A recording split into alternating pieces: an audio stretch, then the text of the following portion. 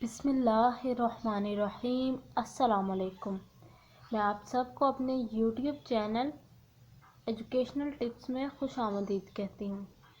Viewers, आज की video में हम पढ़ेंगे book 4 new Oxford primary science, जिसकी एडिशन कौन सी है? 3rd।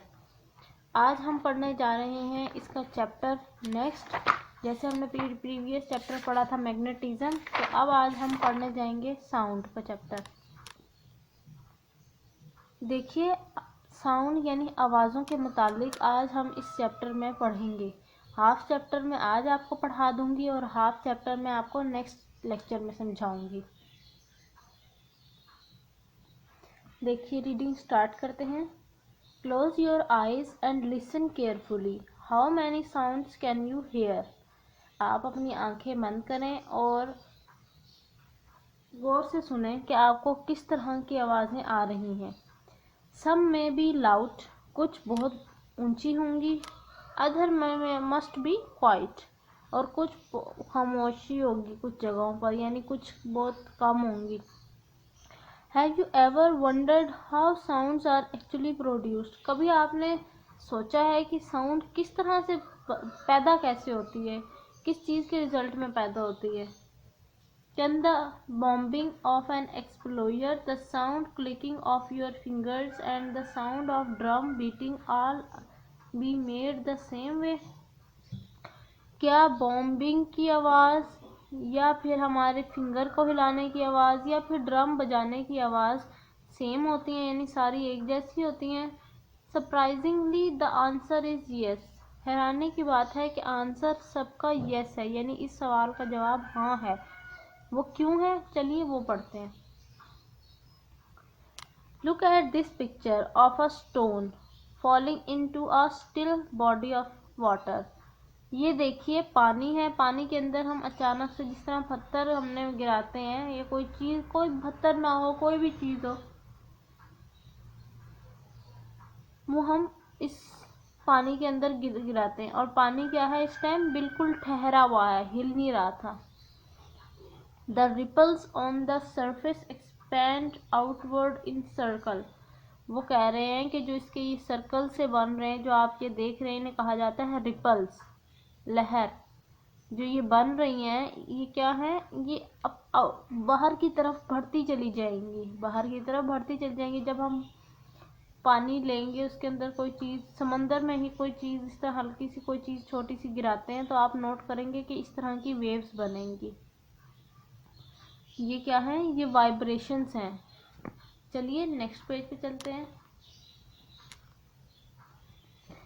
Just like light and electricity, बिल्कुल ऐसे जैसे लाइट और इलेक्ट्रिसिटी होती है, बिजली होती है। Sound is also a form of energy. जो हमारी साउंड, हमारी आवाज़ है, वो भी एक किस्म की ताकत है, एनर्जी है। It is produced by vibration and travel in waves. ये किस तरह से प्रोड्यूस होती हैं? वाइब्रेशन के फॉर्म में प्रोड्यूस होती हैं। और ट्रैवल किस तरह करती हैं एक जगह से दूसरी जगह? साउंड वेव्स की फॉर्म में। वेव्स कैसी होती हैं? वेव्स इन्हें कहते हैं वेव्स। ये देखिए इस तरह से, ये इन्हें कहा जाता है वेव्स। चलिए आगे रीड करते हैं।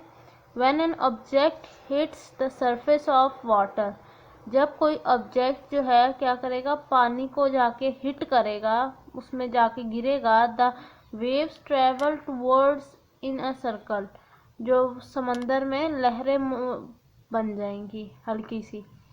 Sound waves also travel outwards in circle. जो साउंड वेव्स हैं, जो हमारी हवा आवाज़ की लहरें हैं, वो किस फॉर्म में होती हैं? सर्कल की फॉर्म में भी होती हैं।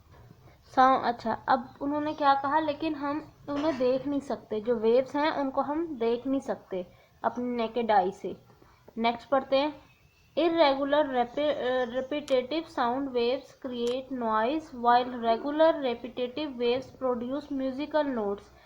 जो इरेगुलर यानी बेतरतीबी सी जो आवाज़ होती है, वो नॉइज़ क्रिएट करती है, शोर क्रिएट करती है। जबकि जो आवाज़ तरतीबवार होती है, वो क्या? वो म्यूज़िक प्रोड्यूस होता है उसके रिजल्ट में। Discuss and answer.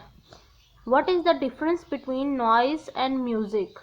ये ऊपर हमने अभी ये पहला लास्ट की जो एक लाइन पढ़ी है ये इसका आंसर है।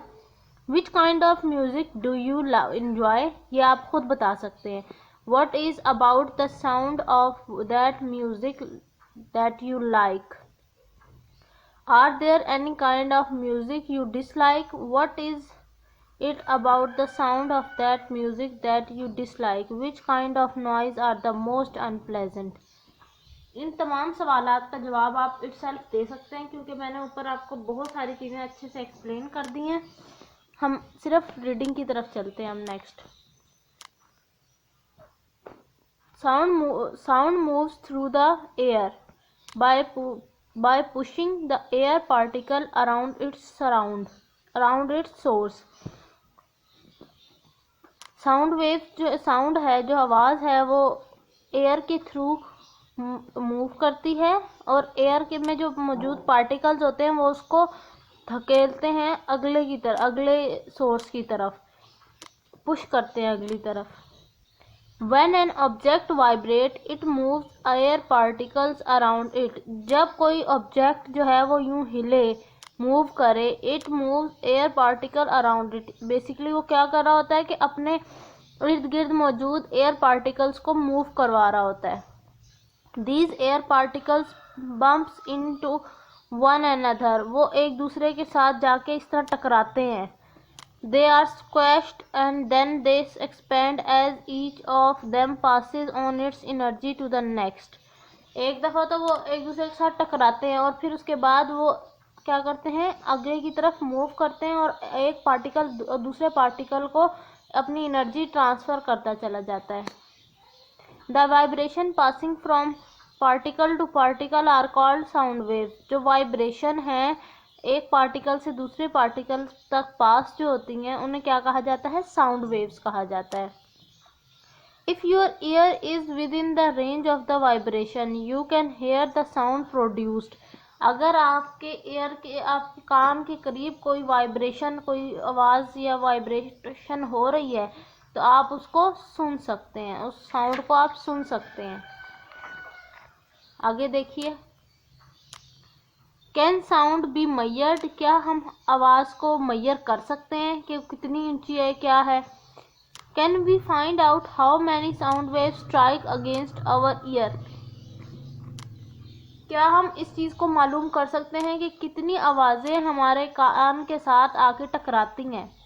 Sound can be measured by counting the vibration made in a second. Sound जो है वो किस तरह से मैयर की जाती है, वाइब्रेशन की फॉर्म में मैयर की जाती है कि एक सेकंड में कितनी वाइब्रेशन प्रोड्यूस हुई हैं।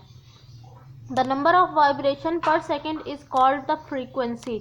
एक सेकंड के अंदर कितनी वाइब्रेशन प्रोड्यूस हुई हैं उसको क्या कहा जाता है, उस वर्ड को कहा जाता है frequency. We measure the vibration और frequency by using special unit called hertz.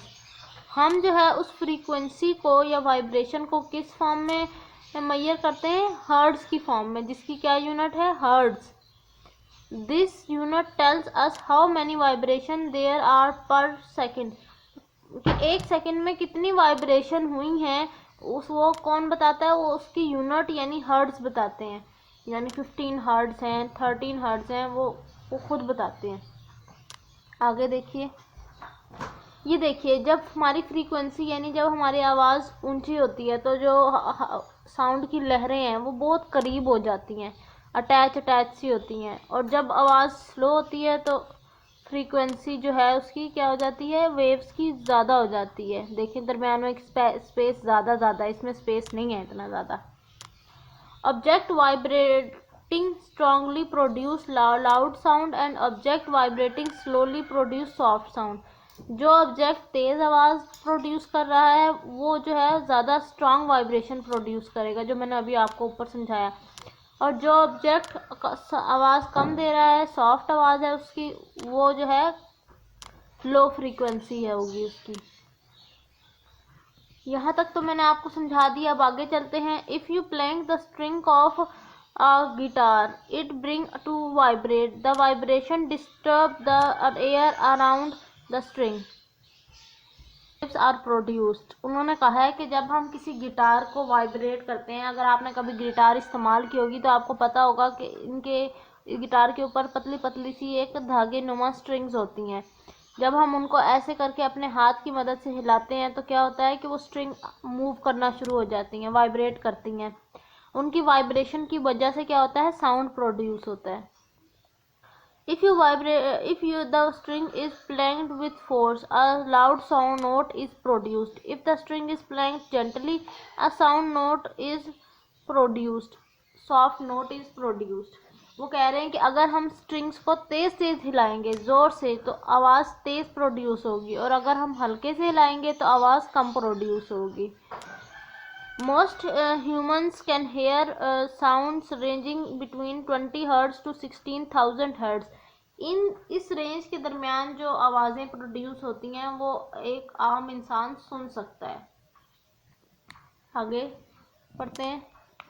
Different animals have different hearing range. मुख्तलिफ जानवरों की मुख्तलिफ जो है आवाज़ सुनने की उनमें ताकत होती है। जैसे ग्रास हॉपर है, जिसे हम टिड्डा भी कहते हैं, उसमें क्या है 12,000 हर्ट्ज तक वो आवाज़ सुन सकता है। डॉग कितने का सुन सकता है, 32,000 हर्ट्ज।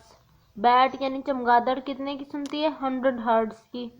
माउस चूहा 102,000 हर्ट्ज। डॉल्फिन कितनी आवाज़ हम सुन सकती है, 120,000 हर्ट्ज। ये कुछ रेंज थी जिनका आपको पता होना बहुत ज़रूरी है। चलिए आगे, discuss and answer. Can you tell which of the sound waves show below is showing high frequency and which one is showing low frequency. क्या आप इन साउंड वेव्स को देख के बता सकते हैं कि किसकी हाई फ्रीक्वेंसी और किसकी लो फ्रीक्वेंसी है? जी आप बता सकते हैं, क्योंकि ये देखिए ये वाली जो है ये हाई फ्रीक्वेंसी की वेव्स हैं, अटैच हुई हैं, ज़्यादा इनमें फासला नहीं है। तो ये हाई फ्रीक्वेंसी की हैं जिनमें फासला ज़्यादा है एक दो वेव्स में, तो उन्हें क्या कहा जाएगा, उन्हें लो फ्रीक्वेंसी। ये वाली लो फ्रीक्वेंसी है। चलिए ये थी मेरी आज की वीडियो साउंड के मुतालिक।